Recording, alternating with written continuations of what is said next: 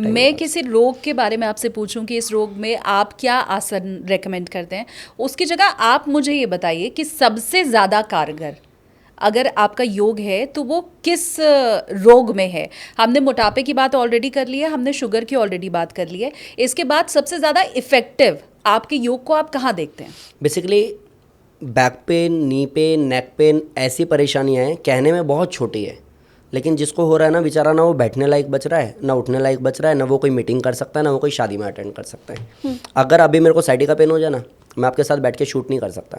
मेरी एक स्टूडेंट थी, नाम तो नहीं बोलूँगा, IAS ऑफिसर है, मैं योगा डे पे उनसे मिला था, तो उन्होंने मेरे को एक बात कही थी बंद कमरे में कि योगी जी एक बात बताती हूँ, इस चेयर पे बैठना लोगों का सपना है, और जो नहीं पूरा कर पाता है तो बहुत लोग ऐसे भी जो सुसाइड करते हैं, लेकिन मैं यहाँ तक पहुँच गई हूँ, मैं इस पर बैठ पा रही हूँ, और वो भी लेडी हूँ, तो और ज़्यादा प्राउड होता है क्योंकि बहुत परिस्थितियों से लड़के आई हूँ। लेकिन आज जब मैं घर से निकलती हूँ ना यहाँ आने के लिए, तो इंसान का भले ही ये सपना हो, लेकिन मेरे को बड़ा टॉर्चर करता है। मैंने कहा रीज़न, क्योंकि ये तो बहुत बड़ी बात है ना मैम आपने ये सब, कि सर मेरे को साइटिका पेन है और मैं चेयर पर ना बैठना नहीं चाहती 8 घंटे, क्योंकि 8 घंटे मेरे बैठने की हिम्मत नहीं होती, इतना ज़्यादा प्रॉब्लम है। तो knee pain, back pain, like जितने भी वात रोग हैं, आपको पेन का अलग अलग नाम दे सकते हो, आप साइटिका बोल सकते हो, अर्थराइटिस बोल सकते हो। ये ऐसी परेशानियां हैं जिन लोगों को हो जा रही है, या तो वो दवाई में फंस जा रहे हैं, या वो एक टाइम बाद धीरे धीरे बेड पे आ जा रहे हैं, किसी काम के लायक नहीं बच रहे। तो ये knee pain, back pain, arthritis, शुरू के 7 दिन में योग में कुछ ऐसे स्पेसिफिक आसन, प्राणायाम, सूक्ष्म व्यायाम है कि शुरू के 7 दिन में उनके मूवमेंट अच्छे हो जाते हैं, विद इन 1 मंथ वो परेशानी से बाहर आ जाते हैं, विद इन 3 मंथ्स उनकी सारी थेरेपी और मेडिसिन बंद हो जाती है। जिन लोगों को ऑलरेडी पेन है, जैसे मैं नी पेन की बात करूं और डॉक्टर ने ये रेकमेंड कर दिया है कि जी अब तो नी ट्रांसप्लांट की ज़रूरत है, उसके अलावा कुछ हो नहीं सकता, तो ऐसे लोगों को फिर आप योग कराएंगे ही कैसे जब शरीर लचीला ही नहीं है, दर्द हो रही है, अंग अंग में, जोड़ों में दर्द है, तो फिर वो व्यक्ति करेगा कैसे योग? राइट, सेम चीज़ मैं वही बोलने वाला था कि जो बिल्कुल मूवमेंट ही नहीं है उसको आप क्या ही करा लोगे। उसमें भी ये कि डॉक्टर ने आपको स्ट्रिक्टली बोला है कि कोई एक्सरसाइज नहीं करनी, कोई वॉक नहीं करना, सीढ़ियाँ नहीं चढ़ना, ट्रेडमिल नहीं करना, कई डॉक्टर ये भी कहते हैं योगा भी नहीं करना है। तो मतलब लास्ट ऑप्शन आपके पास यही है कि आपको नी रिप्लेस कराना पड़ेगा। अब जब मुझे ये पता ही है कि मैं डूब के मरने ही वाला हूँ, तो हाथ तो फड़फड़ा सकता हूँ ना मैं, कोशिश तो कर सकता हूँ ना मैं। तो नी पेन की स्पेसिफिक कुछ ऐसी एक्सरसाइजेज हैं कि आपको ज़मीन पर बैठना ही नहीं है, आप चेयर पर बैठे हो। अब मैं अगर चेयर पर बैठा हूँ तो मैं सेफ जोन में हूँ, मेरे घुटने पे कोई जोर ही नहीं पड़ रहा, तो मेरे को क्या करना, चेयर पे बैठे बैठे दोनों हाथ घुटने पे रखूँ और सांस भर के एक पैर को उठाऊँ, 5 सेकंड काउंट करूँ, फिर वापस से लेके आऊँ। अब मैं घुटने पे जोर नहीं डाल रहा, मैं स्ट्रेंथनिंग पे काम कर रहा हूँ। फिर मैंने दूसरा घुटना उठाया और एक्सेल करके नीचे रखा, और ऐसे मैं रिपीटेशन मोड पे 20-30 बार करता हूँ। फिर मैं क्या करता हूँ, फिंगर को इंटरलॉक किया और थाई के नीचे लगाया और घुटने को मैंने घुमाने की कोशिश की, लाइक घुटने को 30 बार क्लॉकवाइज, 30 बार एंटी क्लॉकवाइज। इसमें अगर आप सही से नोट कर रहे हो तो घुटने पे कोई जोर ही नहीं पड़ रहा, बस उसकी मूवमेंट हो रही है, लेकिन ओवरलोड दे करके नहीं हो रही। तो आपको 7 दिन 10 दिन में वो खुला हुआ महसूस होता है, आपको फ्लेक्सिबल महसूस होता है। उठने बैठने चढ़ने में जो वो अकड़ जाता था ना, जिसकी वजह से पेन होता था और आपको पेन किलर खानी पड़ती थी, वो पेन कहीं ना कहीं आपको लाइक वेरिएबल है, आप उसको झेल पा रहे हो। प्लस आप हर दूसरे 5वें मिनट में आप इस पर स्प्रे मार के और नी कैप पहन करके बैठ जाते थे, वो आपको करना नहीं पड़ेगा, क्योंकि एक तो मूवमेंट शुरू हो गई उसमें, पहली चीज़, दूसरा ब्लड फ्लो प्रॉपर हो गया, तीसरा वो फ्लेक्सिबल होना शुरू हो गया। तो मेरे पास एक मैम आती थी, संगीता नाम था उनका, उनका वेट था बहुत ज़्यादा, आप कहेंगे तो मैं आपको फ़ोटो भी दूंगा। उनको बैक पेन भी था और नी पेन भी था, इतना ज़्यादा वेट था और इतना ज़्यादा पेन था कि हमें उनको शुरू के 6 महीने तक चेयर पे बिठाना पड़ गया, क्योंकि इतना वेट है, आप चलोगे तो हो ही, मार्केट जाओगे, काम करोगे, रसोई में खड़े होकर काम करोगे, नी पे जोर पड़ ही रहा है, नी रिप्लेस करना पड़ेगा, तो आप क्या कर सकते हो सिवाय चेयर पे बिठाए, कुछ नहीं। तो हमें 6 महीने लग गए सिर्फ उनका नी पेन और बैक पेन ख़त्म करने में, और जब वो पूरा ख़त्म हो गया तो उन्होंने आई थिंक 23 किलो वेट कम किया, 23 किलो। एंड उसके बाद मैंने कई जगह उनको प्रमोट किया, कई जगह स्टेज पे बुला करके लेके आया। मैंने कहा ये देखो, ये लोग कहते कि सर मेरे अंदर ना वो था नहीं कि मैं 6 महीने से कर क्या रही हूँ, मैं चेयर पे बैठी हुई हूँ, लेकिन जब मैं ठीक हो गई और बाद में मेरा ट्रांसफॉर्मेशन हो गया, तब मुझे एहसास हुआ कि एक सही गुरु मतलब क्या। नहीं तो डे 1 में उनको दौड़ लगवा देता, वो साफ़ ही बेड पे आ जाती, 25 किलो का 23 किलो का तो पता नहीं, उनका लाइफ ख़त्म हो जाता। तो मैंने पहले नी पेन ठीक किया, बैक पेन ठीक किया, चेयर पे बिठा करके, एंड जब वो ठीक हो गई तो उनको सूर्य नमस्कार कराया, साइड बेंडिंग कराया, लिटा के एक एक पैर उठाने बोला, उन्होंने अच्छा खासा फैट काटा, और बाद में 23 किलो या 25 किलो एवरेज उन्होंने कम किया। और मैं कई थंबनेल में उनका फोटो भी यूज़ करता हूँ। अच्छा बट ये मुझे लगता है बहुत ग्रेट है, और इस तरह से रिजल्ट का दावा बहुत कम लोग करते हैं। Definitely. और दावा वही कर सकता है जिसने रिजल्ट देखा भी हो और जिसे अपनी विद्या पर पूरा यकीन भी हो। दो चीज़ें हैं इसमें भी। हाँ। एक दावा वो कर सकता है जिसको फेमस होना हो, वायरल होना हो, हाँ। भले पीछे से गालियाँ पड़े, वो आप ऑलरेडी हैं। ठीक है, नहीं गालियों वाला नहीं हूँ मैं मतलब एक ऐसा कि जिसको लाइक फेमस होना है। कैसा? अभी मैंने कुछ वीडियोस देखी, अब पराठा खाओ और फिर इतना वेट कम करो। मैंने देखा अब पराठा खाओ की जगह आप बोल सकते हो सात्विक आहार ले लो, बोल सकते हो, बट आप ये वर्ड्स जानबूझ के यूज़ कर रहे हो क्योंकि लोग सुनना चाहते हैं। अगर मैं कहूँ खाओ पिज़्ज़ा, मैं वेट लॉस करा दूंगा, मैं तुरंत वायरल होऊंगा। एक तरफ मुझे गालियाँ पड़ रही होगी, दूसरी तरफ जो लोग मेरे से रिलेट कर पा रहे होंगे वो हाँ हाँ लिखेंगे, लेकिन मैं बात ऐसी कोई कर ही नहीं रहा कि मुझे वायरल होने का शौक़ है। ओवरऑल अगर सही से आप गूगल करोगे, यूट्यूब पे सर्च करोगे तो पता चलेगा कि मनमोहन योगी या जयराम योगा, पॉडकास्ट की दुनिया में योग में हम लोग ऑलरेडी ट्रेंड कर रहे हैं। तो मुझे झूठ बोल के कुछ नहीं करना है, किसी को नुकसान नहीं पहुंचाना। आपको जैसा बोला जा रहा है वैसा मेहनत करो। ट्रांसफॉर्मेशन ना हुआ ना तो इस पॉडकास्ट में आके नीचे लिखना ये बंदा बहुत झूठ बोलता है, सिंपल। तो मैं तो रिजल्ट के बेस पे बात करता हूँ। हाँ। और एक्सपीरियंस इतना तो एटलीस्ट हो गया है कि अगर मरते हुए इंसान की इच्छा शक्ति है कि मेरे को जीना है तो स्वस्थ तो वो भी हो सकता है। और ये इच्छा शक्ति की तो जादू और बातें हमने भी बहुत सुन रखी हैं, और आज से नहीं ज़माने से।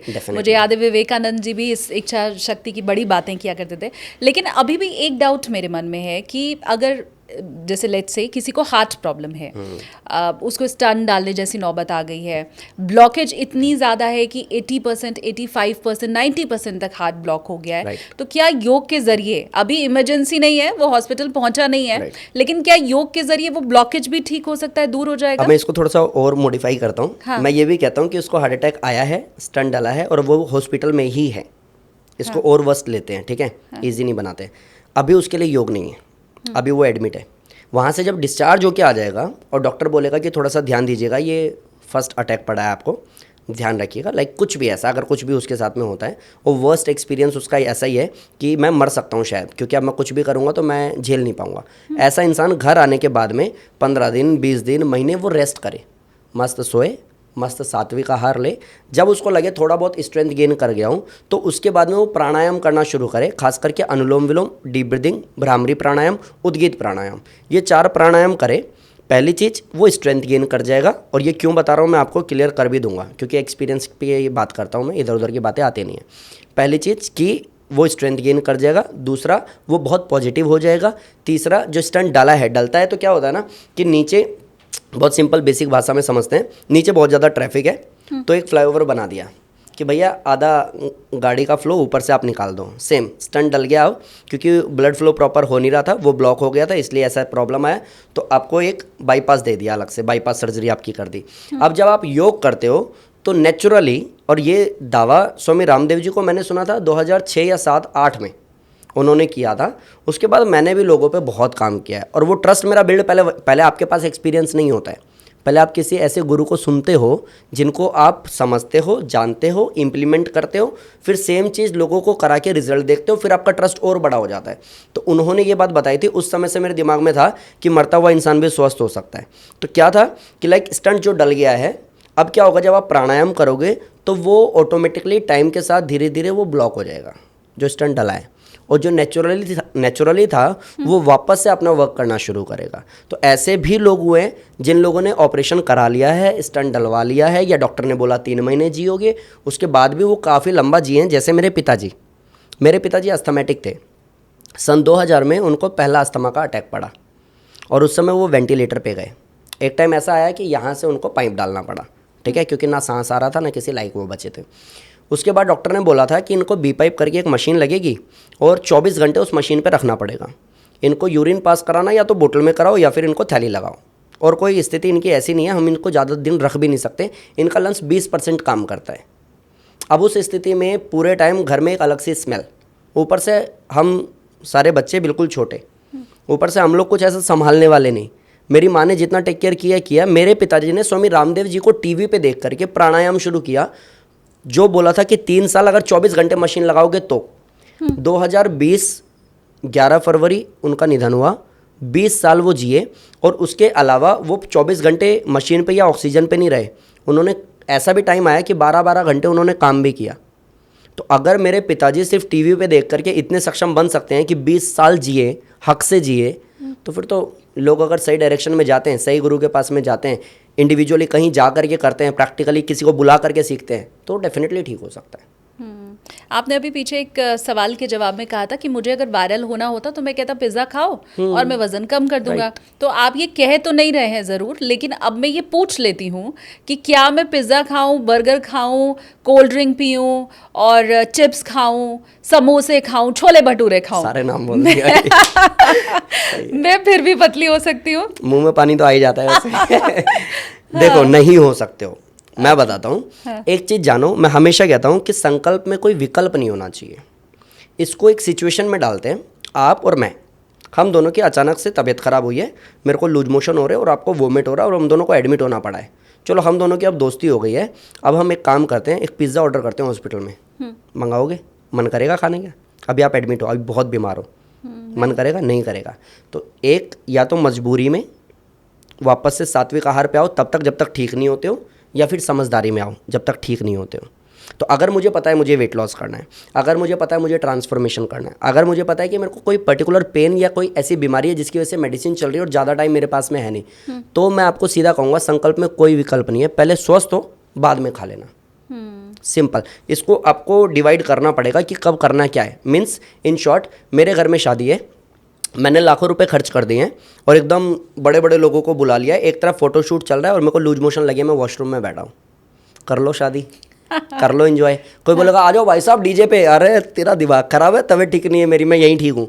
तो मतलब आपने वो जो है ना पहला सुख निरोगी काया, अगर उस पर काम नहीं किया तो ये सब वेस्ट हो जाएगा। फिर अगर आप कहते हो पिज़्ज़ा बर्गर सर मन तो करता ही है ना, भाई मन करता है तो बिंदास खा लेने का, लेकिन पहले ये पूछो पचाने का दम है? अगर है तो खा लो। एक दिन खाने से कोई परले नहीं आ जाएगी, और अगर आ रही होती तो अभी पिज़्ज़ा बर्गर वाले सब मर चुके होते। कुछ नहीं होगा, एक दिन 2 दिन में कोई आफत नहीं आएगी। लेकिन अगर मेरे अंदर दम नहीं है और मैं दूसरों को पार्टी दे रहा हूँ, खुद ही इंजॉय नहीं कर रहा हूँ, तो भाई साहब मेरे को थोड़ा सा इसको मजबूत करना चाहिए। उसके बाद पार्टी देते हुए ये कहना चाहिए कि भाई तेरा भाई तो आज 2 खाएगा। सिंपल। लेकिन पहले मजबूत तो करो, क्योंकि मैं खाता हूँ।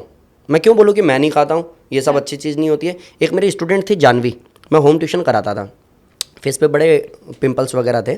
मैंने शुरू कराया योग कराना, तो उसको फ़ायदा बहुत हुआ। एक दिन अचानक से मेरे को लगा कि नहीं, चीज़ें ठीक नहीं जा रही हैं, तो क्योंकि फेस पे वापस से दिखने लग गया, तो मैंने कहा क्या लाइक जो भी बाहर का बोला था छोड़ नहीं रखा क्या? नहीं छोड़ा हुआ है ना। पीछे से उसकी मम्मी की आवाज़ आई, झूठ क्यों बोल रही है, सीधा सीधा बता दे कल खाया था। तो उस लड़की ने ये बोला कि हाँ मैंने कल खाया था। तो उसकी मम्मी पीछे से कहती है रसोई से कि और क्या, इस उम्र में बच्चा नहीं खाएगा तो खाएगा कब? मेरे को बड़ा ओड लगा, इसलिए कि जब आप ठीक हो रहे थे तो आप पहले ठीक ही हो लेते, बाद में आप खा लेते, कोई आफत नहीं आती। लेकिन हम लोगों ने इसको बड़ा इजी बना दिया है। सप्ताह में एक बार ज़्यादातर लोग फैमिली से लाइक एक साथ जाते हैं, हम कहीं मॉल में बैठेंगे और खाएंगे। क्यों? सप्ताह में एक बार तो हम लोग पहले खिचड़ी खाते थे। ठीक बात।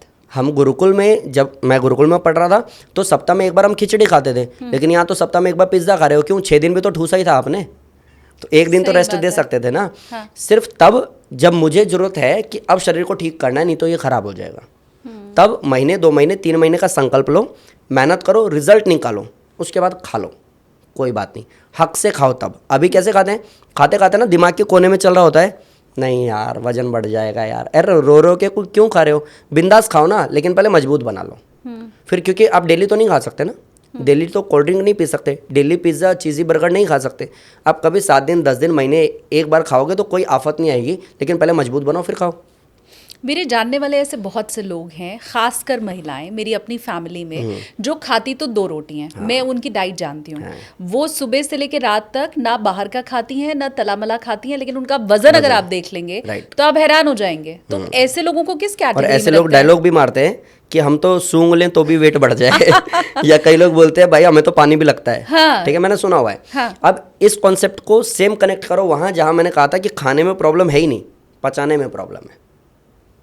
जिस इंसान का डाइजेशन मजबूत नहीं है, या तो वो अंडरवेट होगा या वो ओवरवेट होगा। और अगर डाइजेशन मजबूत है, मशीन इतनी मजबूत है कि जो भी आपने खाया है सप्त धातु बनता है खाना खाने के बाद, रस, रक्त, मांस, मेद, अस्थि, मज्जा, शुक्र, ये 7 धातु होती है। 7वीं शुक्र है, स्पर्म, जिससे हम लोग पैदा हुए हैं। तो ये 7 धातु में, जिसको आप ओज भी बोल सकते हो, फेस का ग्लो भी बोल सकते हो, एनर्जी भी बोल सकते हो, 7 धातुओं में अगर आप सही से देखते हो तो रस मतलब सलाइवा, फिर बनता है रक्त। जब ये मजबूत हो जाता है तो बनता है रक्त। ये पूरा प्रोसेस है। रक्त के बाद रस, रक्त, फिर बनता है मांस। जब रक्त भी कंप्लीट हो जाता है तो बनता है मांस। रस, रक्त, मांस, फिर बनता है मेद यानी कि चर्बी यानी कि फैट।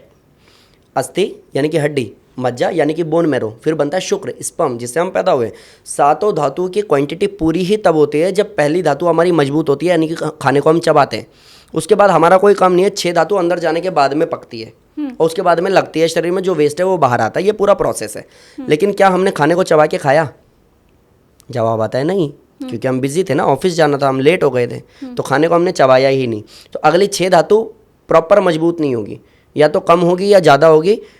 मीन्स ब्लड बिल्कुल लाइक ठीक हो गया है बहुत ज़्यादा, या फिर बहुत ज़्यादा पतला हो गया है। अब दवाई खा रहे हैं, कोई मोटा करने का दवाई खा रहा है, कोई पतला करने का खा रहा है। सप्त धातु में रक्त भी तो था। बोन किसी का बढ़ गया है तो डॉक्टर कह रहा है ऑपरेट करना पड़ेगा। किसी का घिस गया है, वो अब खड़ा होने लायक ही नहीं बच रहा, कट कट के उसकी आवाज़ आ रही है। बोन्स इतने वीक हो गए हैं कि उसको बाद में अलग से दवाई देनी। सप्त धातु मजबूत हो गई तो बीमारी कहाँ है? अगर ब्लड, मसल्स, बोन्स, वेन्स सब कुछ ओके है तो फिर बीमारी कहाँ है? तो अगर खाने को मैंने चबाया और खाने को मैंने पचाया, मेरे गुरुजी कहते हैं कि अगर हमने दांत से मेहनत कराई तो आंत से मेहनत नहीं करनी पड़ेगी। मैंने कहा बात तो बिल्कुल सही है, लेकिन हम दांत से तो मेहनत ही नहीं कराते। पिज्ज़ा क्या आप चबा के ख़त्म कर सकते हो? आपको कोल्ड ड्रिंक पीना पड़ता है। मोमोज आप चबा के ख़त्म कर सकते हो? शायद नहीं, हमें कोल्ड ड्रिंक पीना पड़ता है, या एटलीस्ट पानी पीना पड़ता है, या फिर हम घोटते हैं ज़बरदस्ती। ठीक है, तो अगर कुछ ऐसा है जो दांत से चब नहीं रहा है तो आंत से चब जाएगा? शायद नहीं। तो सप्त धातु बनेगी? शायद नहीं। और ये कारण है कि हम कहेंगे हम तो अंडरवेट है, हम तो ओवरवेट है। कभी आप सेटल नहीं हो पाओगे प्रॉपर। इसीलिए जो भी आप खा रहे हो, आप 2 रोटी का मैटर ही नहीं है, आप 1 खाओ, आप 3 खाओ, लेकिन इतना चबा के खाओ कि आपके जबड़े दुख जाए। अगर आप ये करने में सक्षम हो तो आप अंडरवेट ओवरवेट नहीं रहोगे। अकॉर्डिंग टू हाइट जो वेट होगा वो हो जाएगा। आपने कई बार इस चीज़ का जिक्र किया कि आप खा क्या रहे हैं उससे ज़्यादा इम्पोर्टेंट है क्या आप वो पचा पा रहे हैं। तो वो पचाने के लिए एक ही ये गुरु मंत्र है जो आप बार बार दे रहे हैं कि चबा के खाओ, चबा के खाओ, या इसके अलावा भी कुछ है? और भी कुछ है। एक ये गुरु मंत्र इसलिए क्योंकि हमारे बड़े बुजुर्ग हमेशा से बोलते थे चबा के खा, खाते समय बात मत कर। मोबाइल का तो अभी आ गया ना ट्रेंड, टीवी का तो अभी आ गया, पहले ये सब नहीं था। हम बातें करते थे। राइट, हाँ। पहले कहते मुंह बंद कर, आराम से खा। हमारे स्कूल में जब मैं 4th 5th में था, गुरुजी कहते थे कि आप मुंह बंद करके इसलिए खाओ क्योंकि मुंह में मक्खी चली जाएगी। वो हम बच्चे थे ना तो वो अपने हिसाब से, लेकिन ओवरऑल वो जो समझाते थे उसके पीछे का साइंस बहुत तगड़ा है कि सप्त धातु बनेगी जब चबाओगे। तो ये चीज़ हमें समझना पड़ेगा। तो एक तो हो गया कि आपको चबा के खाना है। दूसरा, आप एक तो काम अच्छा कर रहे हो कि आप चबा के खा रहे हो तो आंतों को ज़्यादा मेहनत नहीं करनी पड़ेगी, लेकिन डाइजेशन को मजबूत भी करना है। तो मजबूत के लिए एक आता है उत्तान पादासन, जिसमें सीधे लेटना है, दोनों पैरों को 30 डिग्री उठाना है, पैर के पंजों को टाइट रखना है, घुटनों को सीधा रखना है, स्टमक पे थोड़ा सा जोर पड़ेगा, कोर मसल को टाइट करना है। अगर आप ऐसा करते हो एवरेज 30 सेकंड शुरू में, बढ़ा करके 1 मिनट, 2 मिनट, 3 मिनट, तो आपको इससे डाइजेशन आपका बहुत मजबूत हो जाता है। प्लस आप कोबरा पोज और धनुरासन करते हो तो इससे आपका डाइजेशन बहुत मजबूत हो जाता है। प्लस जो आप खा रहे हो वो आराम से पच रहा है, तो सप्त धातु बन जाएगी। ना आप अंडरवेट, ना ओवरवेट, ना कोई शुगर, बीपी, थायराइड, ना कोई बीमारी, आप आराम से स्वस्थ हो सकते हो। मैं अगर आपके अभी तक के जितने भी क्लाइंट्स रहे हैं, हालांकि 4-5 का तो आपने जिक्र कर ही दिया मेरे सामने, लेकिन उनमें मैं मानूं कि आपके लिए भी जो सबसे चमत्कारिक ट्रांसफॉर्मेशन रहा है वो किसका रहा है? बेसिकली योग दिवस का हम शूट कर रहे हैं तो मैं आपको बताता हूँ। पहले ना मेरे एक फ्रेंड ने किसी पोस्ट पे 2015 में जब पहली बार योगा डे आया था, तो मेरे एक फ्रेंड ने उस पर लिखा था क्या ड्रामा शुरू हो गया नया योगा डे का, योग करने वाले तो डेली करेंगे, ये क्यों दिखावा करने की ज़रूरत है। तो मैंने उस बंदे को ब्लॉक मार दिया। मैंने कहा एक तो जागरूकता के लिए कुछ हो रहा है, तुम बकवास फिर से शुरू हो गए। मैंने आज तक वो ब्लॉक है, अभी भी वो शायद देखेगा तो उसको पता लगा मैंने उसको ब्लॉक क्यों किया था, इस पोस्ट की वजह से कि तुम हर जगह फालतू की बकवास मत किया करो, काम की बात किया करो। योग दिवस पे मैंने पहला अपना शिविर किया था उस समय, जिस समय मेरे दोस्त लोग 500-500 रुपये लेकर के जा रहे थे एज अ योगा टीचर किसी भी क्राउड को कराने के लिए। मैंने उस समय फ्री में योग शिविर कराया। मैंने कहा मैं पैसे वैसे नहीं लूँगा यार, एक ही दिन तो है जब जागरूकता फैला सकते हो, उस दिन भी पैसे क्यों लेने। तो मैंने उस दिन योगा मैट भी बांटे, पहली बार में ही फ्री योगा मैट बांटा, टी शर्ट बांटा, और मैंने फ्री योग शिविर कराया। तो वहाँ पे मैं ऐसे ही रैंडमली बोल रहा था कि योग से ऐसे ऐसे बीमारियाँ ठीक होती है, 99% बीमारी का इलाज है। तो उसके बाद में क्योंकि तभी ना जागरूकता बहुत होती है, अभी टीवी पे एकदम से फ्लो बढ़ जाएगा योग दिवस का, ठीक है। तो कोई एक बच्चा था जिसने, उसको पैरालिसिस था। पैरालिसिस कैसे हुआ, उसको ब्रेन ट्यूमर था और 14 साल का था। 10 साल की उम्र में उसको ये सब प्रॉब्लम हुआ। 14 तक में जब वो गया तब वो मेरे को मिला। तो उसको क्या था, ब्रेन ट्यूमर था। जो उसका ऑपरेशन हुआ, स्टंट डलाना, वो ब्लॉक हो गया, उसकी वजह से उसको पैरालिसिस हो गया। वो 10 साल की उम्र में बेड पे था, लार टॉयलेट सब बेड पे करता था। 14 की एज में मुझे उसके बारे में पता चला ऐसे, क्योंकि उन्होंने योग दिवस पे वीडियो देखा, कोई न्यूज़ वगैरह देखा। उसके बाद वो मार्केट में जब निकले ना, तो उसकी बहन ने हमारा बोर्ड देखा, योगा लिखा हुआ। उसको कुछ नहीं पता योग काम करता है कि नहीं करता है, कैसे करता है कि नहीं करता है। हाँ, किसी ने ये बोला था कि हमारा पैरालिसिस योग से ठीक हुआ है, तो वो लोग आ गए। अब मैंने कहा बच्चा, तो बोला बच्चा तो आ नहीं सकता, सीढ़ी चढ़ भी नहीं सकता। मैंने कहा गोद में उठा के लेके आओ। गोद में उठा करके लेके आए। जब मैंने उसको बोला बैठने के लिए, तो बैठ करके पलट गया पीछे, क्योंकि उसमें इतनी पावर नहीं थी कि वो बैठ सके, और हाथ पैर उसके टाइट हो गए थे, क्योंकि 4 साल से तो वो बेड पे ही था। धीरे धीरे उसको बिठाना शुरू किया। धीरे धीरे मैंने और भैया ने, हम दोनों ने उसको 2-2 घंटे मालिश करना शुरू किया। जो उसके अकड़ गए थे ना, उसको वापस से खोलने के लिए उसका मालिश किया।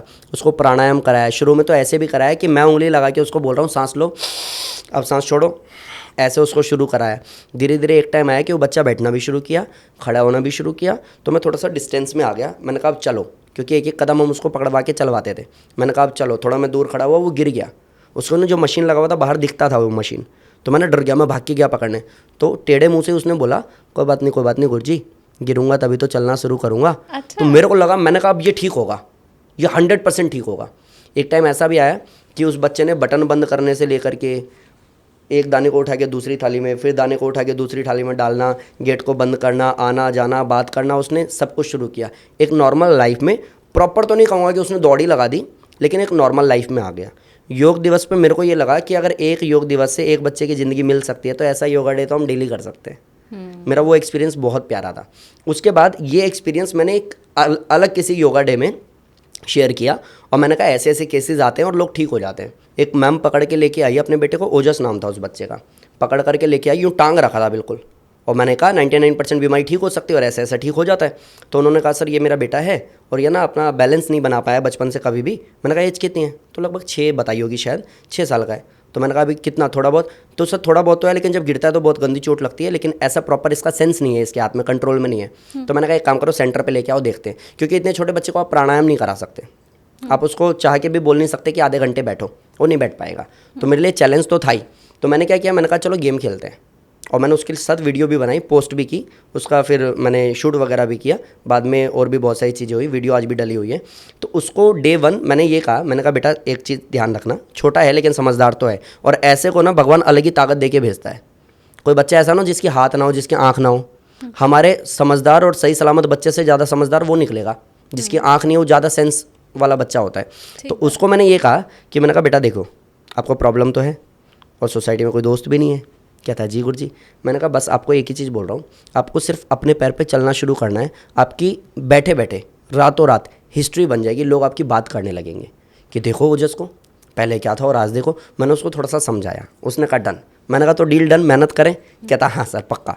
उसको पकड़ के उठवाने से लेकर के बिठाना, उठाना, बिठाना, थोड़ा सा स्ट्रेंथ उसने गेन किया। बच्चों के बैच में वो आता था, हम लोगों ने बोतल रखी, उसको चलना शुरू करवाया। फिर मैंने कहा बेटा ये बोतल का जो गैप है ना, एक यहाँ, एक यहाँ, एक यहाँ, एक यहाँ, अब एक काम करो कि ऐसा जिगजैग करके जाओ जैसे फुटबॉल खेलते हैं, लेकिन टकराना नहीं है। शुरू में टकराया भी, वो वीडियो हमने बड़ी सारी बनाई कि कभी तो ऐसा होगा बिना टकराए वो निकलेगा। एक टाइम ऐसा आया 14 नवंबर मेरे जन्मदिन के दिन, अच्छा जन्मदिन रिवील हो गया ये तो मेरे जन्मदिन के दिन स्टेज पे था, स्टेज लगभग होगा 10, 12, 15 फीट ऊपर, चिल्ड्रंस डे के दिन है, राइट? हाँ, बर्थडे। हाँ, स्टेज पे। और मैं ऐसे ही बोल रहा था कि मेरे को बहुत लोग बोलते हैं योग योग योग, क्या योग, क्या ही कर लिया योग से। तो मैंने कहा आज मैं बताता हूँ मैंने कमाया क्या है। वर्डिंग मेरी बिल्कुल यही थी कि मैं आज बताता हूँ। मैंने कहा ओजस खड़े हो स्टेज पे, ओए कोई हाथ नहीं लगाएगा इसको। मैं थोड़ा सा अग्रेसिव हो गया था। मैंने कहा कोई, अभी भी मेरे रोंगटे खड़े हो रहे हैं, आप देख रहे हो। मैंने कहा कोई हाथ नहीं लगाएगा इसको, एंड बिना हाथ लगाए वो लगभग 15 फीट का स्टेज चढ़ाए विदाउट सपोर्ट। तो अगर योगा डे पे जागरूकता से ऐसे बच्चे वापस से स्वस्थ हो सकते हैं और हमारा देश का भविष्य मजबूत हो सकता है, तो ऐसा योगा डे तो मैं डेली कर सकता हूँ। और ऐसे बड़े सारे केसेस हैं, मैं बताना शुरू करूँ तो आपको लगेगा सर कमाल है सर। हाँ, बहुत शानदार। मैंने आपके लिए एक रैपिड फायर तैयार किया हाँ है। मैं आपसे सवाल पूछती हूँ, आप हाँ नहीं के साथ साथ उसमें अगर कोई आसन आप देना चाहते हैं या शॉर्ट में अगर बताना चाहते हैं तो आप वो भी बता सकते हैं। क्या योग करने से बिना डाइट के वजन कम हो सकता है? हो सकता है, लेकिन उतना फास्ट नहीं। ठीक है। क्या योग से डायबिटीज हमेशा के लिए ठीक हो सकता है? 101%। क्या हार्ट ब्लॉकेज बिना बाईपास के योग से खुल जाएगा? अगर सही समय पर लाया गया और उसकी इच्छा शक्ति मजबूत हुई, प्राणायाम के सही तरीके को उसने समझा, तो डेफिनेटली। क्या सिर्फ 10 मिनट का योग भी असरदार होता है? डेफिनेटली होता है। क्या रात में योग करना बहुत नुकसानदेह होता है? बिल्कुल भी नहीं। ठीक है, लेकिन इसमें बस खाली पेट होना चाहिए। अब ऐसा नहीं है कि रात को 11 बजे आपको नींद नहीं आ रही तो बैठ के आप प्राणायाम कर रहे हो, नहीं, अनुशासित होना पड़ेगा। अगर 8 बजे का टाइम ही फिक्स किया ना आपने, तो 8 बजे योगा कर लो, 9 साढ़े 9 बजे नहाओ धो खाओ पियो, कोई बात नहीं, लेकिन आप एक टाइम फिक्स करो। टाइम सेट होगा, माइंड सेट होगा, तो आप डेफिनेटली कर सकते हो, फ़ायदा हो जाता है। क्या कोई भी व्यक्ति कपालभाति कर सकता है? नहीं, सब लोग नहीं कर सकते।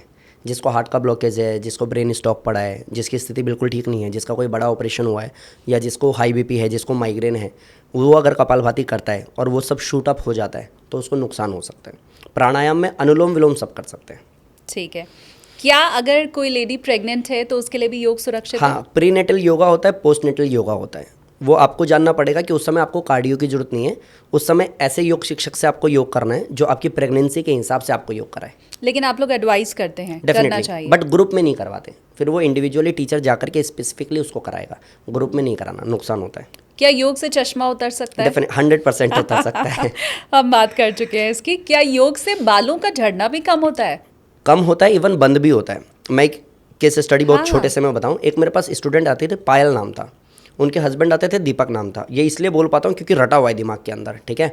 तो वो इसलिए आए थे कि उनको डस्ट के एलर्जी थी, लाइक पोल्यूशन वगैरह से, डस्ट से बहुत दिक्कत होती थी। योगा शुरू कराया, मेरी आदत है हमेशा से पूछने की कि क्या क्या बेनिफिट हुआ है। तो एक बड़ा प्रोग्राम किया था, फिट इंडिया कैंपेन उस समय नया नया शुरू हुआ था, तो हमने एक प्रोग्राम किया। मैंने कहा किस किस को बेनिफिट हुआ, हाथ उठाओ। कईयों ने हाथ उठाया। मैंने कहा स्टेज पे आओ सब लोग। मैंने कहा क्या क्या फ़ायदा हुआ है, सब ने बताया। तो उन्होंने ये बोला कि मेरे हस्बैंड लाइक दीपक, जिनको मैंने आपकी क्लास में ज्वाइन कराया, उनको बाल उड़ गए थे, लेकिन अब वापस से ये काला होना शुरू हो गया है। तो सिर्फ झड़ना बंद नहीं होता है, वापस से आ भी जाते हैं अगर सही तरीके से आपने किया तो। अब इतना आपने बता ही दिया है तो फिर वो योग वाले आसन भी बता दीजिए कौन से हैं बालों के लिए? सबसे ज़्यादा फायदेमंद है शीर्षासन, एक है चक्रासन, एक है धनुरासन, एक है मंडूकासन। इन सब में कहीं ना कहीं फेस की तरफ ब्लड आता है, इस वाले हिस्से पे ब्लड जाता है, और ये आपको बहुत हेल्प करता है। इसमें आप कपालभाति भी कर सकते हो, अनुलोम विलोम भी कर सकते हो, और ये तो विश्वविख्यात है, दुनिया बैठ के करती रहती है, आप ये भी कर सकते हो, फायदा होता है। लाखों रुपए जो लोग खर्च कर चुके हैं अभी तक बालों के लिए, हाँ, राइट। और उसके बाद भी रिजल्ट नहीं मिल रहा है, क्योंकि अलग अलग तरह का ट्रीटमेंट, शैम्पू और सीरम, पता नहीं कौन कौन सा ट्रीटमेंट मार्केट में आ चुका है, लेजर थेरेपी, वो ये मुफ्त वाला इलाज सुन लें और दावे के साथ कि उससे ठीक होता है बालों। बिल्कुल होता है, बिल्कुल होता है। जितना आप बैक टू बेसिक आओगे ना, उतना आपको फायदा होगा। इवन आप गाँव में जाओ, आपको मधुमक्खी ने काट लिया ना, आप गांव में जाओ, आपको वो यूं ठीक कर देगा बिना कुछ किए। क्या करेगा वो? चाबी वाबी लेगा, कोई लोहा लेगा, वो घिस देगा, ठीक हो जाओगे आप। हाँ, आप करते रहो, बात नहीं सारी। हाँ, बहुत इजी है। अगर पहले हम कट जाते थे ना मैम, तो हमें बीड़ी का जो बंडल आता था ना, उसको, हमारी बगल में एक अम्मा थी, वो बीड़ी पीती थी, जैसे कोई कट जाए ना, तुरंत बीड़ी के बंडल में से वो कागज़ फाड़ती थी और चिपका देती थी। उसके बाद ठीक, ये बैंडेज काम ही नहीं करता लोगों को। बैक टू बेसिक आना ही पड़ेगा। हाँ, ठीक है। अगला सवाल है कि क्या योग से पुराने घुटनों के दर्द में भी आराम मिलता है? ठीक हो जाता है, परमानेंट। थोड़ा सा टाइम देना पड़ेगा, कंडीशन अप्लाई, जिसको जितनी प्रॉब्लम है, मैं हमेशा कहता हूँ, शॉर्ट में बताता हूँ, जितने साल से प्रॉब्लम है उतने महीने तो लगा दो, ठीक हो जाएगा। अगर 20 साल से है तो 20 महीने। क्या बात है। क्या योग सिर्फ स्लिम लोगों के लिए है? बिल्कुल भी नहीं। अगर छोटा बच्चा है तो वो हाइट बढ़ाने के लिए कर सकता है। अगर कोई ऑफिस वाला है, स्ट्रेस बहुत है, तो स्ट्रेस एंजाइटी को ख़त्म करने के लिए कर सकता है। अगर कोई बूढ़ा हो गया है, नी पेन, बैक पेन या शुगर बीपी की दवाई चल रही है, तो वो एज अ योग थेरेपी कर सकता है, जिससे वो परमानेंट क्योर कर जाए और वो मस्त लाइफ जिए। फिर मैं हमेशा बोलता हूँ, मेरे संकल्प में विकल्प नहीं होता। जब तक जिएंगे स्वस्थ जिएंगे, जब जाएंगे तो स्वस्थ जाएंगे। पर एक मिनट, ये हाइट वाली बात तो मेरे पूछने से रही गई। अभी आपने बोला कि अगर कोई छोटा बच्चा है तो वो हाइट बढ़ाने के लिए डेफिनेटली योग से हाइट बढ़ती बढ़ जाती है। उसमें आपको ताड़ासन करना पड़ेगा। 84 लाख आसन में ना सबकी कैटेगरी है कि किस आसन को कब करना है और किसको करना है। ये सीखने के लिए हमें चाहिए कि ऐसे गुरु के सानिध्य में हम रहें, जिसको ये सारी चीज़ें पता हो, वो अलग से बार बार बुक खोल के ना बैठ जाए। नहीं, पर हमने तो सुना है कि जैसे जेनेटिक्स है वैसे ही हाइट होगी। जो कह रहा है कि हम आपकी हाइट बढ़ा देंगे, झूठ बोल रहा है। नहीं, मैं आपको बताता हूँ, लटकने वाला तो बहुत सुना होगा आपने कि अगर लटकते हो तो हाइट बढ़ती है, और ऐसे मेरे पास में है भी। अच्छा, ये भी एक मैं आपको बताता हूँ, रिलेटेबल है। मैं जब एडवांस योगा कराता हूँ ना बच्चों को, तो बेंडिंग वेंडिंग बहुत कराते हैं, स्ट्रेचिंग बहुत कराते हैं। आप कुछ फोटो मांगिएगा, एडिटर को बोलिएगा, मैं दूंगा कुछ फोटोज़ ऐसी जिसमें एडवांस योगा, मतलब बॉडी को ऐसे रबड़ की तरह मोड़ करके फोल्ड कर देना। आप कहोगे भगवान टूट जाएगा, ये छोड़ दो इसको। इतना फ्लेक्सिबल कर देते हैं बच्चों को। तो कुछ लोगों ने ब्लेम किया कि यार इतना ना कराना अच्छी बात नहीं है, बच्चों के टिश्यूज़ हैं, मसल्स है, वो ब्रेक हो जाएगी, हाइट इंक्रीज़ नहीं होगी, वगैरह वगैरह। अभी ऐसी बच्ची है, एक मैं बताता हूँ, मान्या नाम है उसका, 12 साल की है, मेरे से लंबी हो गई है वो। उसको मैंने बचपन से एडवांस योगा कराया है, लोगों ने ब्लेम किया एक आदि है, वो भी मेरे से लंबा हो गया है, और ऐसे कई बच्चे हैं जो मेरे से भी लंबे हो चुके हैं ऑलरेडी, ठीक है। उनका मैंने फिर बाद में वीडियो शूट किया, ऑन कैमरा स्टेज पे बुलाया मैंने कहा अगर हाइट रुकना ये है ना तो हाइट अच्छी बात है, रुकनी चाहिए। पर उनके जेनेटिक्स इतने लंबे होने वाले नहीं थे? ऐसे नहीं है, सबके ऐसे नहीं है। अभी मेरी भतीजी है, हाँ। वो मेरे भैया से लंबी होगी गारंटेड, अभी से योगा कर रही है वो। अच्छा। हाँ, कोई ये कहेगा कि भाई तेरी तो हाइट इतनी नहीं बढ़ी, सिंपल, क्योंकि मैं एक एवरेज हाइट में हूँ, 5'5" के आसपास, 5'6" के आसपास होगी। मेरी हाइट बहुत कम थी, इतनी कम कि जिस समय मैं बोर्ड के एग्ज़ाम दे रहा था तो मैं वॉशरूम गया, वॉशरूम से आया तो चेकर आ गए थे हॉल में, और मेरे को पकड़ लिया उन्होंने, तू क्या अंदर कर रहा है? तो एक प्रोफेसर ने बोला, अरे गुरुजी आने तो, हमारा ही बच्चा ये एग्ज़ाम देने आ रखा है। इतनी हाइट कम थी मेरी, इतनी हाइट कम थी कि मैं मेरी माँ को ऐसा पूछता था कि माँ गिट्ठे ऐसे ही होते हैं क्या? कहती है गंदी बात, ऐसे नहीं बोलना चाहिए, भगवान ने हमें जैसा बनाया वैसे हम अच्छे हैं।